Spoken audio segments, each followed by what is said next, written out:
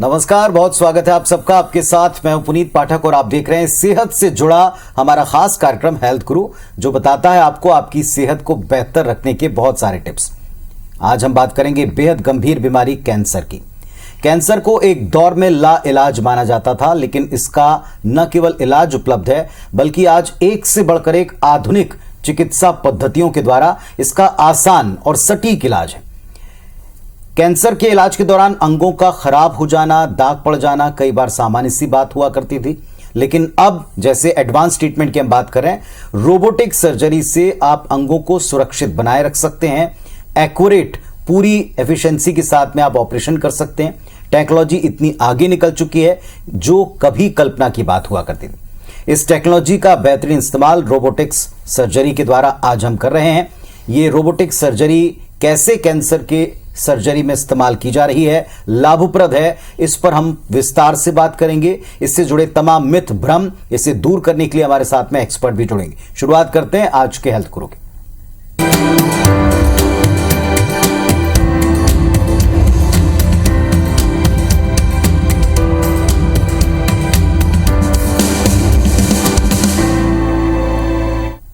और हेल्थ गुरु में हर बार की तरह हम इस बार भी आपके साथ में एक ऐसे एक्सपर्ट को जोड़ रहे हैं जिनसे मिलना थोड़ा सा मुश्किल होता है क्योंकि वो लगातार व्यस्त होते हैं, लेकिन वो आज आपकी शंकाओं का समाधान देने के लिए इस वक्त हमारे साथ में आज जुड़ चुके हैं। संजीवनी हॉस्पिटल रायपुर के डायरेक्टर और senior cancer surgeon doctor Yusuf Memon साहब हमारे साथ में जुड़े हैं। डॉक्टर साहब नमस्कार, बहुत धन्यवाद आपका कि आपने व्यस्तम शेड्यूल में से वक्त निकाला।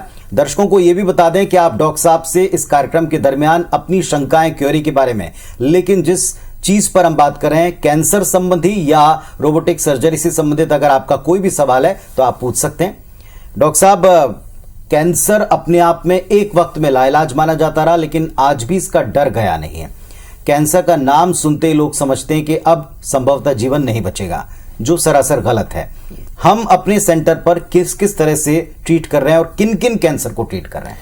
देखिए, संजीवनी सीबीसीसी यूएसए कैंसर हॉस्पिटल एक संपूर्ण कैंसर अस्पताल है जिसमें cancer surgery, chemotherapy, radiation, blood से संबंधित जितने भी कैंसर हैं, बोन मैरो ट्रांसप्लांट और कैंसर की जांचों के लिए पेट स्कैन और अत्याधुनिक कैंसर सर्जरीज जैसे लेप्रोस्कोपिक एवं रोबोटिक कैंसर सर्जरी की सुविधाएं भी संजीवनी में उपलब्ध हैं। हम लोग यहाँ पर 14 विशेषज्ञ हैं जो फुल टाइम हम वहाँ पर मरीजों को सेवाएं देते हैं और सभी तरह के कैंसर का, बच्चों से लेकर के बुजुर्गों तक के और महिलाओं पुरुषों का, सभी का पूरा ट्रीटमेंट जो है हम लोगों ने यहाँ पर उपलब्ध कराई है। डॉक्टर साहब, रोबोटिक सर्जरी, जैसे हम कैंसर से डरते हैं, ऐसे मानते हैं कि अगर कैंसर हुआ तो सिवाय ऑपरेशन के कोई विकल्प नहीं। एक हिस्से इस पर भी बात कीजिए, क्या केवल सर्जरी इलाज है, नंबर 1, और दूसरा, आज हम जिस रोबोटिक सर्जरी की बात कर रहे हैं इसे लेकर भी लोगों के दिमाग में बहुत सारे प्रश्न या भ्रम हैं। ये क्या है, कैसे कैंसर में आप इसका प्रयोग कर रहे हैं? देखिए, कैंसर के इलाज की तीन तरीके हैं इसके। पहला है कैंसर सर्जरी, जिसमें हम ऑपरेट करके कैंसर से ग्रसित अंग को या ट्यूमर को हम शरीर से बाहर निकाल देते हैं। दूसरा होता है कीमोथेरेपी, जिसमें टैबलेट्स, दवाइयों और इंजेक्शन से हम कैंसर को ट्रीट करते हैं, कैंसर के सेल्स को खत्म कर देते हैं। और तीसरा होता है रेडिएशन थेरेपी। रेडिएशन थेरेपी में भी जो रेडिएशन की किरणें रहती हैं उनको हम कैंसर सेल्स पर उन कैंसर सेल्स पर प्रहार करके उसको डैमेज करते हैं। तो इस तरह से 3 तरह से कैंसर का ट्रीटमेंट होता है। और सर्जरी में जैसे कि हम सभी जानते हैं कि जो अफेक्टेड आर्गन होता है उसमें जो अफेक्टेड पार्ट होता है उसको हम लोग बाहर निकाल देते हैं शरीर से, और ये क्यूरेटिव होता है क्योंकि इसमें हम जो सेल्स हैं कई बार दूसरे ट्रीटमेंट में हम उनको दबाते हैं या उनको डॉर्मेंट कर देते हैं, लेकिन इसमें हमने उस हिस्से को जिसमें जो कैंसर से ग्रसित हो गया है उसको पूरा ही निकाल दिया। अब रोबोटिक सर्जरी जो है ये एक अत्याधुनिक पद्धति है जिसमें हम रोबोट की सहायता से सर्जन जो है कैंसर को शरीर से बाहर निकाल देते हैं।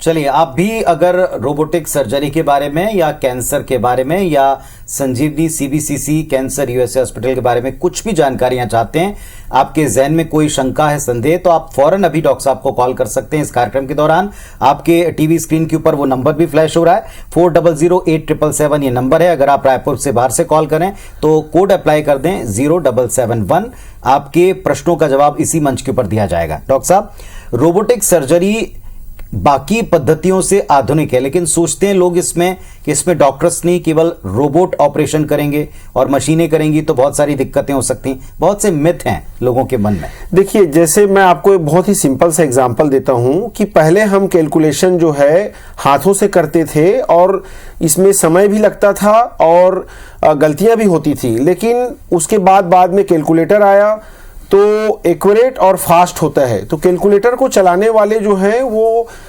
हम ही होते हैं। उसी तरह से रोबोटिक सर्जरी में भी एक्चुअली ये रोबोटिक असिस्टेड सर्जरी होती है और रोबोट को चलाने वाले सर्जन ही होते हैं और सर्जन ही कंसोल में बैठकर पूरा पेशेंट का पूरी सर्जरी करते हैं।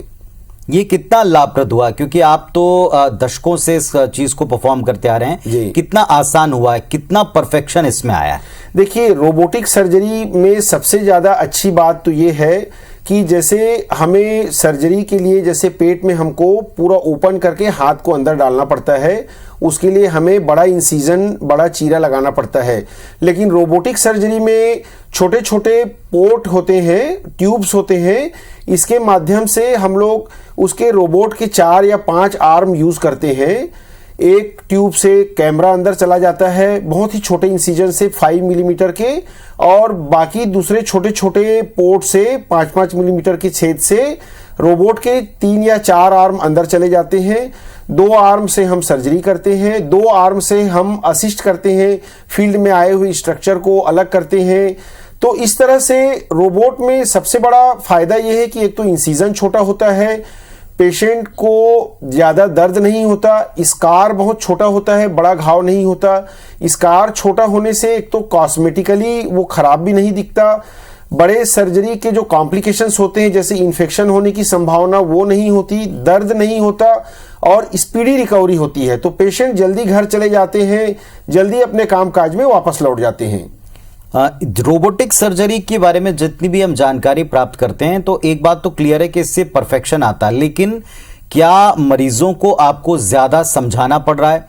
काउंसलिंग का पार्ट क्या है इसमें आपकी टीम को ज्यादा करना पड़ रहा है, क्योंकि अभी इतना कॉमन नहीं है, कुछ रेयर सेंटर्स के ऊपर ही उपलब्ध है जिनमें से एक आपका भी है। जी, देखिए, काउंसलिंग में डेफिनेटली ये अभी चूंकि नई टेक्नोलॉजी है तो लोगों को हमें इसे समझाना पड़ता है, क्योंकि लोगों के मन में ये हमेशा रहता है कि रोबोट सर्जरी करेगा और अगर कहीं कोई गलती हो गई तो ये कैसे होगा। लेकिन जैसा कि आप स्क्रीन में देख भी पा रहे हैं कि सर्जन्स जो हैं वो खुद ही जैसे कि हम वीडियो गेम खेलते हैं तो हम वीडियो गेम में कैरेक्टर को हम ही चलाते हैं, उसी तरह से यहाँ पर भी हम इंस्ट्रूमेंट्स को हम ही चलाते हैं। रोबोटिक सर्जरी में 3 पार्ट होते हैं। एक होता है कंसोल, जैसा कि आपको टीवी स्क्रीन पे अभी दिख रहा है कि सर्जन वहां पर बैठकर खुद ही जो है उस कंसोल को ऑपरेट कर रहे हैं और इंस्ट्रूमेंट्स को चला रहे हैं। दूसरा जो पार्ट होता है रोबोटिक सर्जरी में, वो रोबोट में आर्म्स और कैमरा होते हैं। ये 4 या 5 आर्म्स जो है बॉडी के अंदर चले जाते हैं। और इसका जो तीसरा पार्ट होता है ये छोटे छोटे बहुत ही फाइन इंस्ट्रूमेंट्स होते हैं, और ये जैसे कि आप अभी देख पा रहे हैं स्क्रीन में, ये छोटे छोटे जो है इंस्ट्रूमेंट्स जो है शरीर के अंदर चले जाते हैं और इनमें डेक्सटेरिटी होती है, यानी कि हम हाथ को एक लेवल तक मोड़ पाते हैं। लेकिन ये आर्म्स जो है रोबोटिक आर्म्स ये पूरे 360 डिग्री मुड़ जाते हैं और डीप एरियाज में भी आसानी से चले जाते हैं। तो इसमें हमें बिल्कुल चीरा नहीं लगाना पड़ता और डीप से डीप ऑर्गन्स को भी हम आसानी से वहां पर पहुंचकर कैंसर को पूरी तरह से निकाल पाते हैं। एक बहुत ही अच्छी चीज इसमें यह भी होती है कि इसमें 3D कैमरा लगा होता है और वो उसमें मैग्निफिकेशन बहुत ज्यादा होता है, तो कैंसर के छोटे छोटे सेल्स जो 2-3 मिलीमीटर के भी होते हैं वो भी बड़े दिखते हैं, तो हम उसे पूरी तरह से निकाल पाते हैं। चलिए, तो आप कतई कोई शंका अपने दिमाग में ना रखें। देखिए हम आपको इस कार्यक्रम के दरमियान वो तस्वीरें भी दिखा रहे हैं कि कैसे डॉक्टर्स की टीम रोबोटिक सर्जरी को परफॉर्म करती है और किस तरीके से एक्सीलेंस बढ़ता ही है, यानी एक्यूरेसी पूरी तरीके से आप जल्दी ठीक हो, इसका पूरा प्रबंध है। स्कार्स कम से कम हो, ये आप इस सर्जरी में पाते हैं और फास्ट आप रिकवरी इस तरह की सर्जरी में प्राप्त करते हैं। डॉक्टर साहब, एक फ्रोजन सेक्शन के बारे में काफी चर्चा इन दिनों हम सुनते हैं। ये फ्रोजन सेक्शन क्या है, कैसे आप कैंसर ट्रीटमेंट में इसका इस्तेमाल करते हैं? देखिए, फ्रोजन सेक्शन ये एक बहुत ही अत्याधुनिक टेक्नोलॉजी है। पहले ये होता था कि जब हम ऑपरेट करके ट्यूमर को बाहर निकालते थे तो उसे हम जांच के लिए बाहर लैब में भेजते हैं और 4-5 दिनों में रिपोर्ट आती है। कई बार उसमें ये होता है कि अरे इसमें तो मार्जिन पॉजिटिव आ गया, हमने ट्यूमर को पूरा हम नहीं निकाल सके, 99% ही निकाल पाए, 1% ट्यूमर बच गया और हमें थोड़ा सा मार्जिन और लेना था। तो ये जो है हमें 4-5 दिनों के बाद पता चलता था और हमें कई बार उसको दोबारा सर्जरी भी करनी पड़ती थी, या अगर हम सर्जरी कर चुके हैं और पेशेंट दोबारा सर्जरी के लिए फिट नहीं है तो हमें उसे दूसरा ट्रीटमेंट जैसे रेडिएशन या कीमोथेरेपी भी देना पड़ता था।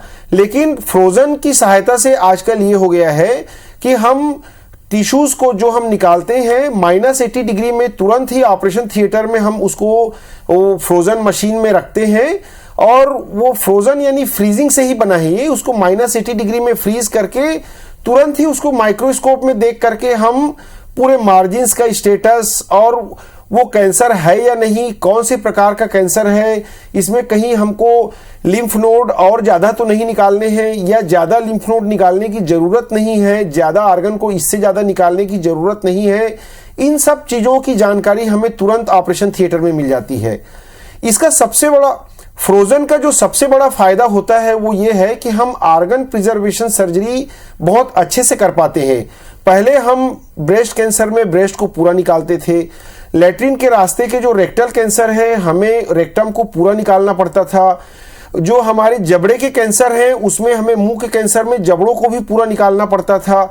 लेकिन आजकल हम फ्रोजन की सहायता से निगेटिव मार्जिन ऑपरेशन थिएटर में ही देख के उन अंगों को पूरी तरह से बचा लेते हैं।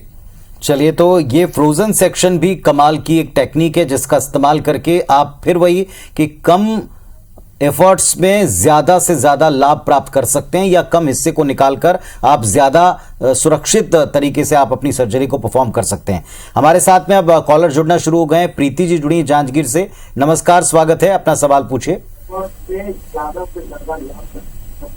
टीवी का साउंड बंद करते हैं, आप सीधे फोन पर हमसे बातचीत करें।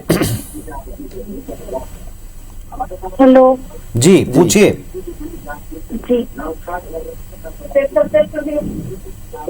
हेलो जी जी, पूछिए, अपना सवाल पूछिए प्रीति जी। जी सर, हमारा सवाल है कि मेरे पिताजी को कैंसर है जी। वो एआईजी हॉस्पिटल में चल रहे हैं। उनको पहले लीवर के ऊपर कैंसर था जी। लीवर के ऊपर कैंसर था, 6 कीमो प्लस 3 रेडिएशन उनका हो चुका है और वापस वो 6 महीने बाद रिपीट होकर पूरे बॉडी में फैल चुका है, जो हड्डियों में पहुंच रहा है। तो उन्होंने तो हमें रिटर्न कर दिया 2 कीमो लगाकर, तीसरा कीमो वो लगा नहीं पाए। अब उनको खाने पीने में दिक्कत हो रही है और कुछ भी इलाज नहीं है।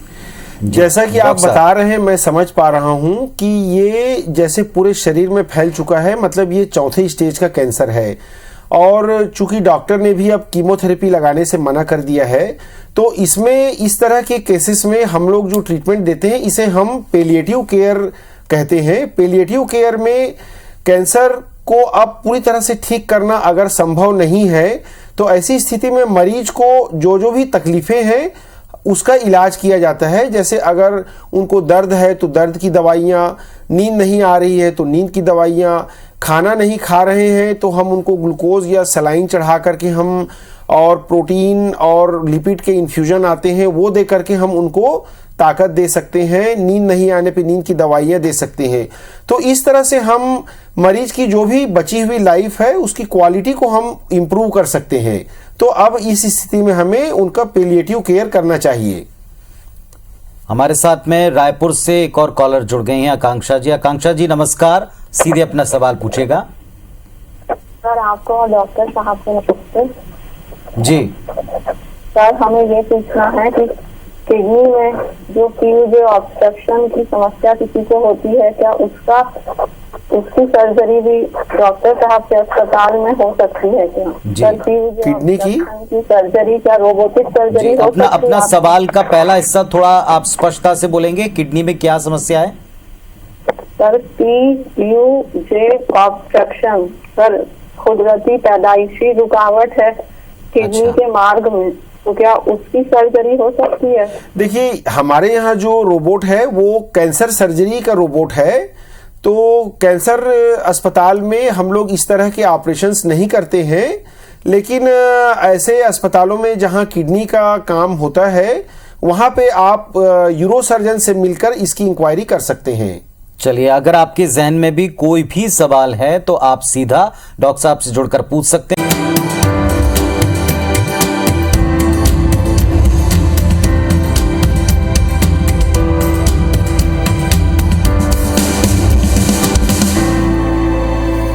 तो हेल्थ गुरु में आज हम बात कर रहे हैं कैंसर की, और हमारे साथ इस वक्त डॉक्टर यूसुफ मेमन साहब, डायरेक्टर और सीनियर सर्जन, संजीवनी CBCC USA कैंसर हॉस्पिटल जुड़े हुए हैं। आप इनसे सीधे सवाल पूछ सकते हैं। और इस वक्त संतोष साहब जुड़े हैं भानु प्रतापपुर छत्तीसगढ़ से। नमस्कार संतोष जी, पूछे सवाल। संतोष जी अपना सवाल पूछिए। हमारे साथ चारामा से देवसाय साहब जुड़े हुए हैं। देवसाय साहब नमस्कार, सवाल पूछिए। हाँ पूछो। जी जी पूछिए। सुनिए ना, वो क्या है, एक जने का माने 10 टके गुदा में ना गठान टाइप का हो गया है, उसको चेक कराने के बाद वो कैंसर निकला है जी। हाँ, तो उसका इलाज हो सकता है?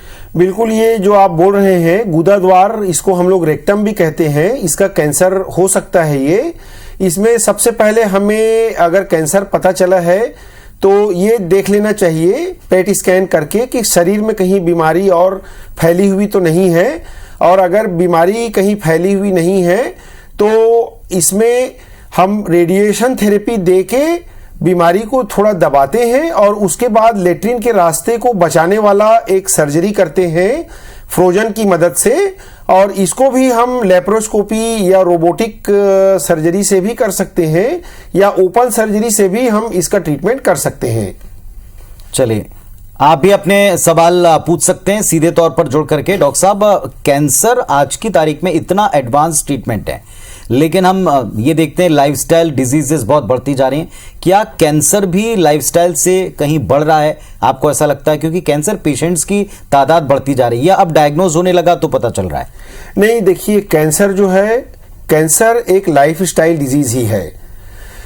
हमारे जो जीन में या हमारी कोशिकाओं में जो म्यूटेशन होता है, क्षति होती है, डैमेज होता है, उसकी वजह से हमारी नॉर्मल कोशिकाएं कैंसर कोशिकाओं में बदल जाती हैं। ये जीन में डैमेज या म्यूटेशन कैसे होता है? ये म्यूटेशन होता है 20 से 25% केसेस में गुटखा, तंबाकू, पान मसाला, शराब, इस तरह की आदतों की वजह से। 30 से 35% केसेस में हमारी जीवन शैली, आहार, हमारा दिनचर्या, हमारा वेट बढ़ गया हो, हम रेगुलर एक्सरसाइज नहीं करते हैं, तो इसकी वजह से होता है।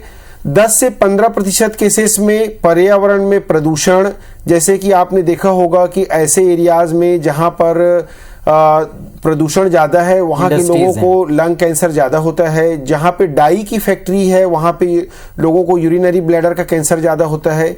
इसके अलावा संक्रमण, जैसे कुछ बैक्टीरिया और वायरस के संक्रमण से भी कैंसर होते हैं। जैसे सर्वाइकल कैंसर, जो महिलाओं में गर्भाशय मुख का कैंसर है, वो ह्यूमन पेपिलोमा वायरस से होता है। हिपेटाइटिस वायरस से लीवर का कैंसर होता है। एक हेलिकोबैक्टर पाइलोरी बैक्टीरिया है, इससे स्टमक का कैंसर होता है। तो 15 से 20% केसेस में संक्रमण और 5 से 10% केसेस में जो कैंसर है वो जेनेटिक होते हैं, जैसे कि कुछ ब्रेस्ट या ओवेरियन कैंसर या कोलोनिक कैंसर, आंतों के कैंसर, ये जेनेटिक हो सकते हैं। तो जैसा मैंने आपको बताया कि 5 से 10% जो ये कैंसर जो जेनेटिक है उनका रोकना हमारे हाथ में नहीं है, लेकिन जो 90 to 95% केसेस में जो भी है ये हमारी लाइफ स्टाइल से रिलेटेड है। अगर हम अपनी लाइफ स्टाइल को सुधारते हैं तो हम इन कैंसर से बच सकते हैं। चलिए हम थोड़ा इसके बारे में भी बात करेंगे, लेकिन इस वक्त हमारे साथ में रायपुर से संजय जी जुड़े हैं। नमस्कार संजय साहब, पूछिए सवाल। सर हाँ डॉक्टर साहब नमस्कार। नमस्कार। संजय कुमार बोल रहा हूँ रायपुर से। सर मेरे अंकल को एक माउथ कैंसर था, तो उनको रोबोटिक सर्जरी और जैसे मैनुअल सर्जरी के बारे में जानना है, तो कैसे, मतलब रोबोटिक सर्जरी में क्या अंतर है और मैनुअल सर्जरी में क्या अंतर है सर? जी देखिए, रोबोटिक सर्जरी में छोटे इंसिजन से ट्यूमर को निकाला जा सकता है। दूसरा, मैंने आपको बताया कि छोटे छोटे जो ट्यूमर्स जो रहते हैं कई बार वो हमें आंखों से नहीं दिखते हैं, रोबोट में वो 10 times to 30 times magnified view उसका दिखता है। तो छोटे छोटे जो सेल्स जो वहां पे छूटने की संभावना होती है 2-3 मिलीमीटर के जो आसपास में रहते हैं जो छूट सकते हैं, वो भी इससे निकाला जा सकता है। और रोबोटिक सर्जरी में एक बहुत बड़ा फायदा ये होता है कि कई बार जो है हम हाथों में अचानक से कोई ट्रेमर आ जाने से या हमारे हाथ के हिल जाने से कोई वेसल्स पंक्चर हो सकते हैं या कोई इंसिजन छोटा बड़ा हो सकता है, जिससे ब्लीडिंग की ज़्यादा संभावना हो सकती है या इन्फेक्शन होने की संभावना हो सकती है। लेकिन रोबोट में ऐसा ट्रेमर्स नहीं होते। रोबोट जो है, अगर हाथों में ट्रेमर आता भी है तो रोबोट में वैसे ट्रेमर्स नहीं आते, तो ज़्यादा प्रिसीजन और ज़्यादा अच्छे से सर्जरी हम कर सकते हैं। चलिए हमारे साथ में नारायण चौबे साहब हैं जो नागपुर से इस वक्त जुड़े हैं। नमस्कार, पूछिए अपना सवाल।